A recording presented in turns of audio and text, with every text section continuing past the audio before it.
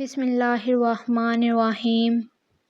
ایک شخص عمیر یا بلال نے رسول اللہ صلی اللہ علیہ وآلہ وسلم سے پڑی ہوئی چیز کے بارے میں دریافت کیا۔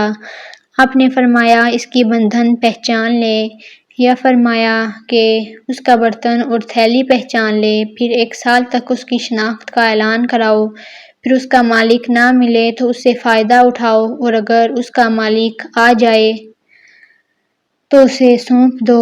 اس نے پوچھا کہ اچھا، گم شدہ اونٹ کے بارے میں کیا حکم ہے؟ آپ کو اس قدر غصہ آ گیا کہ رخسار مبارک سرخ ہو گئے، یا راوی نے یہ کہا کہ آپ کا چہرہ سرخ ہو گیا۔ یہ سن کر آپ صلی اللہ علیہ وآلہ وسلم نے فرمایا، تجھے اونٹ سے کیا واسطہ؟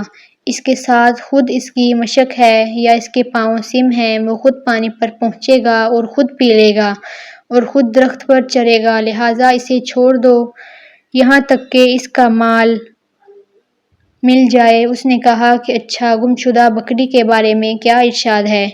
آپ نے فرمایا، وہ تیری ہے یا تیرے بھائی کی، ورنہ بھیڑیے کی غذا ہے۔ صحیح بخاری، حدیث نمبر 91۔